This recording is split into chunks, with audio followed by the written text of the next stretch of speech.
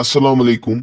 आज की इस वीडियो में मैं आपको बताने वाला हूँ आप अपने क्लास 11th को कैसे पढ़ोगे आज ही से, ठीक है।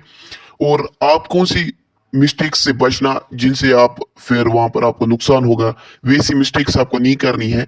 इस वीडियो में मैं वो भी बताऊंगा। आपको मैं ये भी बताऊंगा कि टाइम टेबल कैसे रखना है, रिवीजन कैसे करना है, नोट मेकिंग करना, नोट कैसे बनाने हैं। इसके अलावा जो भी आपके डाउट्स है सभी इस टॉपिक में मैं आपको क्लियर करने वाला हूं। आपको सिर्फ वीडियो को लास्ट तक देखना है, वीडियो को जरा सा भी स्किप नहीं करना है, ठीक है।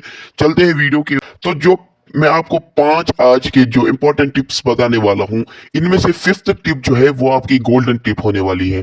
तो पहली जो टिप मैं आपको बताने वाला हूं वो है टाइम मैनेजमेंट, ठीक है। तो टाइम मैनेजमेंट है मोस्ट इंपॉर्टेंट जो थिंग है, जो जिसकी वजह से स्टूडेंट्स, बहुत सारे स्टूडेंट्स अच्छी तरह से नीट जैसे एग्जाम्स को, तो आपको करना क्या है, टाइम को अच्छी तरह से मैनेज करना है। आपको एक पर्टिकुलर टाइम बनाना है जिसमें आपको क्या स्टडी करनी है, ठीक है। पर्टिकुलर टाइम स्टडी के लिए रखना है, पर्टिकुलर टाइम सोने के लिए रखना है, पर्टिकुलर टाइम खेलने के लिए रखना है। सुना? तो आपको करना क्या है, पर्टिकुलर टाइम में आपको, मतलब इस तरह आपको अपने टाइम को फॉलो करना है कि आपका टाइम जाया ना हो। अब बहुत सारे स्टूडेंट्स का ये डाउट है कि सर हम कितने घंटे पढ़े। देखो कंपटीशन है, क्या है, कंपटीशन है। मैं आपको ये नहीं बताऊंगा कि क्लास 11th 10th जैसा है।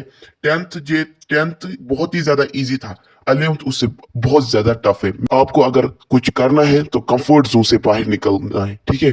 तो अब रही बात कितने घंटे पढ़े, देखो बहुत सारे स्टूडेंट्स ऐसे हैं जिनकी पोटेंशियल ज्यादा है, ठीक है, पढ़ने की। बहुत सारे स्टूडेंट्स ऐसे जिन जो ज्यादा देर तक पढ़ नहीं पाते हैं। तो मैं बता दूं, जो स्टूडेंट्स ज्यादा देर तक नहीं पढ़ रहे, अगर आप 4 ही घंटे पढ़ पाते थे तो 6 घंटे करो। अगर आप, जो स्टूडेंट 6 घंटे पढ़ पाते थे, कम से कम आप 7 घंटे आप पढ़ो, ठीक है। कम से कम आपको अब 7 घंटे पढ़ने हैं, तभी जाके आप कुछ वहां पर कर सकते हो। एक पर्टिकुलर 7 घंटे 8 घंटे रखिए अपनी स्टडी के लिए। तो अगला पॉइंट जो है वो है रिवीजन।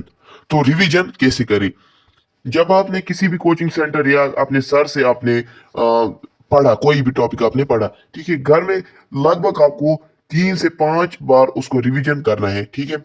3 से 5 बार आपको उसको रिवीजन करना है। फिर अपने आंखों को बंद करके ये सोचना है कि आज दिन में मैंने क्या पढ़ा और मैंने रिवीजन क्या करा। तो रिवीजन एक ऐसा वेपन है आपके पास जिसकी बदौलत आप हर कोई एग्जाम, बहुत ही ज्यादा टफ एग्जाम्स को क्वालिफाई इजीली कर सकते हो। ये सबसे इंपॉर्टेंट है।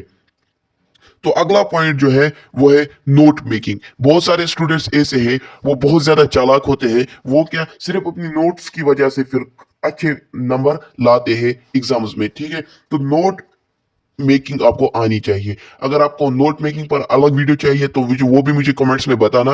और अगर आपको और किसी टॉपिक पर वीडियो चाहिए वो भी मुझे कमेंट्स में बताना। तो नोट मेकिंग एक ऐसा हथियार है आपके पास, कम से कम टाइम में आप बहुत पढ़ सकते हो। क्योंकि सेल्फ नोट्स जो होते हैं उनकी वजह से आपको ज्यादा फिर सफर नहीं करना पड़ता है कि ओ ये यहाँ पर क्या है, वो क्या है, ये क्या है, क्योंकि आपने खुद वो लिखा होता है कि आपको समझ आना चाहिए। आपको फिर नोट्स को इस तरह रिवीजन करना है कि अगर आपको फिर मैं 2 या 3 साल के बाद उन नोट्स को दे दूं पढ़ने के लिए, फिर आपको फिर भी वो समझ आनी चाहिए। इस तरह आपको फिर नोट्स बनाने हैं, ठीक है। तो अब करियर का सवाल है। तो अगला पॉइंट जो चौथा है वो है choose a best coaching centre, ठीक है। कोचिंग सेंटर जाओ, जहां भी आप जाओगे वो अपने लिए बेस्ट चुनना। आपको कम से कम 2 या 4 दिन आपको डेमो क्लासेस वहां पर देने ही देने हैं, जिसकी वजह से आपको फिर पता चलेगा कि कोचिंग में कैसे पढ़ाते हैं। पेरेंट्स को ये नहीं बोलो कि मुझे यहाँ पर समझ नहीं आया, पहले ही बताना। ये डिसीजन आपको खुद ही लेना है, ठीक है। तो रही कोचिंग सेंटर की बात। अब आते हैं अपनी गोल्डन टिप पर, बोर्ड प्रिपरेशन, ठीक है। बोर्ड प्रिपरेशन देखिए होता क्या है, मेरा एक दोस्त है, उसने यहाँ पर जो पढ़ा था, जो भी सिलेबस था वो पढ़ा था, ठीक है। और उसमें कुछ बैकलॉग्स रहे थे जो वो कंप्लीट नहीं कर पाया, कुछ टॉपिक्स। उन टॉपिक्स की वजह से वो बोर्ड में फिर कुछ भी नहीं कर पाया, बोर्ड में उसके कम मार्क्स आए।